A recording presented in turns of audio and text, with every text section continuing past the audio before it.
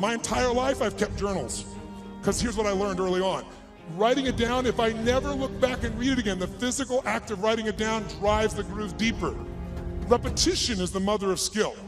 You look at anyone who's masterful, why are they masterful? Why can LeBron James do what he can do? Because he's done it a few million times, right? You know, Kobe will go out and make 300 shots before he will leave that floor every day. 300 shots, the same freaking activity. Most people in tech world, oh, I heard that story, I know that thing, oh yeah. If you're not doing it, you don't know shit. You understand. And understanding in $3 will almost get you a Starbucks. If you're gonna master something, you need to get the repetition where you get it in your body and you bring emotion to it, and enough motion, enough repetition, it gets in your body, and now it becomes physical mastery where you don't think about it and you just do it. Mastery is tying your shoes. Most of you can do this, chew on some gum, send a text simultaneously. Not some people leave their tongue out while they're doing it, but you get the idea. If you do something enough and you're confident enough, you're certain enough, it's in your body, that's mastery. So I'd like to see if we couldn't get to a different level of mastery in this. And what I'm gonna ask you to do is, by the way, if you listen and take notes, just write those notes down or you type them in, whatever you do. Research shows you'll retain about 40 to 50% of what's been said. For the future, I'd highly engage or encourage you to do that. Now might be a good time.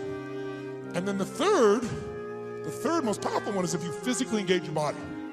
If we ask you a question, yell back the answer. Or in a few minutes, I'm gonna ask you to actively engage in a different level. Engage with each other, do some crazy things you wouldn't normally do. What that does, it brings up engagement, 80, 90% retention, because now it's not just a thought or a right, it's a feeling in your body as well. And if you do that, you're gonna retain it. Who's up for doing more and holding on to more? Say I. Then to do that, I'm gonna ask a couple things. One is if I ask you a question, please yell out the answer. You're already doing that, you're being very kind, but don't be kind anymore. Do it with more passion and intensity. Because I'm not gonna ask you questions you don't know the answer to, because I want you to feel good about yourself. But if you yell out the answer, you'll activate your body's nervous system. Make sense? And the more you activate, the more energy you'll have. We live in a passive society, and if we're gonna engage, by the way, the companies that engage, the companies that have records of 24 to top 25% in the country, highest levels of engagement of employees, companies like Google, companies like Salesforce, companies like Apple, companies like Facebook. And by the way, guess what all the research shows? 22% more profitability, almost one for one. For every percentage of increased engagement, you almost get an increase in profitability. But I would argue you get that in your personal life as well. The more engaged you are, the more the other person will become engaged. You want to get somebody engaged? You get engaged. Think about it. Every one of us here is a leader. What's our job to do as a leader? Our job is maximize resources, right? How do we take whatever resource and get more out of it? Ourselves, other people, our economics, our business, our technology. That's the job of a leader. But you can't maximize resources if you don't have full engagement. So I'd like to see if we could increase that. And so one simple way of doing that, increasing that engagement, is to start with us. Because by the way, are you gonna engage other people if you're not engaged? Yes or no? Yes or no? Are you gonna be able to touch other people if you're not touched? Are you gonna move other people if you're not moved?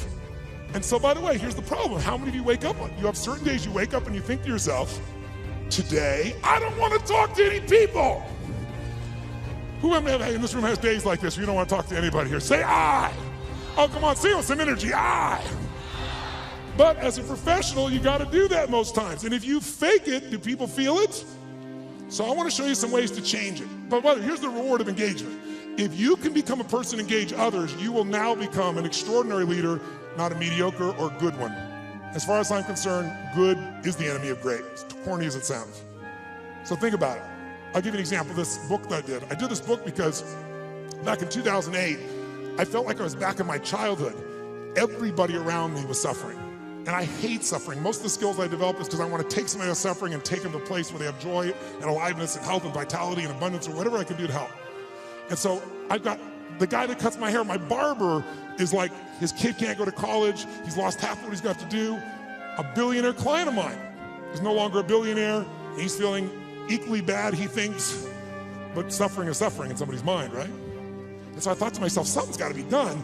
And like most of us, somebody's going to do something. In 2010, when things actually got worse and the system wasn't changed, I started reading everything I could read, started watching everything I could watch, and I watched a documentary called Inside Job. Anybody here see Inside Job? If you didn't see it, Matt Damon did the documentary on it, and it won the Academy Award. And it actually walked through systematically and showed how the entire world economic experience, our entire economy as a world was almost destroyed by a few people, and they identified who they were, how they did it, they documented it all, and then they showed what happened to them. And what happened to them, does anybody know? No, not nothing. Nothing would have been a reward compared to what they should have got. They were actually put in charge of the turnaround. And they were given your money and mine. We were taxed so they could put their money back where it belonged. So at the end of this film, depending upon your personality, if you haven't seen it, I should warn you, you'll have one or two reactions. You'll either be very depressed or very pissed. I was on the piss side. I was so angry, and I thought to myself, nothing's been done. This is insane. And something's got to be done. I thought, everybody says something to be done, but what can I do? And I thought, you know what? I've got access. For 21 years, most people think I'm a happy, bouncing around, positive thinking, screaming guy on an infomercial from 20 years ago. But I have continued to grow. Not taller, hopefully. But in all that time, for 21 years, I've coached Paul Tudor Jones, who's one of the top 10 financial traders in the history of the world. He's a man who's made more money than almost anyone on earth, along with George Soros and a few other names you may know.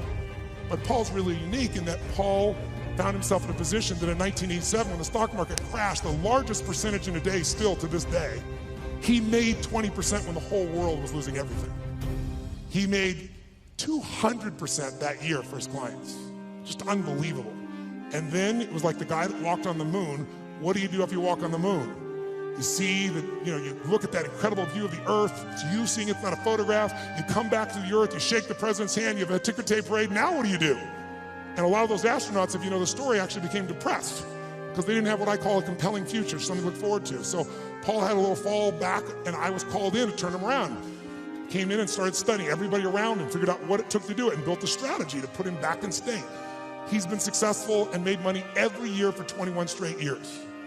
Every single year. There's no one in this class that's done that. No one. Pretty amazing. I was with him to give example. We were together back, if you remember, in the tech bubble of 2000. It blew up. Paul made money. Right by him, side by side, every single day.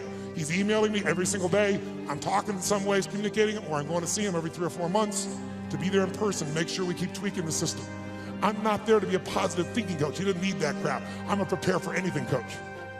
How do we figure out the strategy? I've always been a strategist. I've never believed in positive thinking. I never told people you should go to your gym or go to your garden, better yet, and chant, there's no weeds, there's no weeds, there's no weeds, there's no weeds. I'm like, here's the weed, let's pull it out. That's what I do with him. 21 years. 21 years includes 9/11. And when the whole markets are blowing up, making money. 21 years includes everything we saw in the subprime crisis, making money. It includes when we all went through the dropping gold, those are associated to it not long ago. So I've been there with all those pieces, and I got a chance to learn from this guy side by side, and I've been able to contribute to him in a significant way. So I got access. So I decided I'm going to go find a way to interview the 50 most influential, financial, brilliant minds on the face of the earth.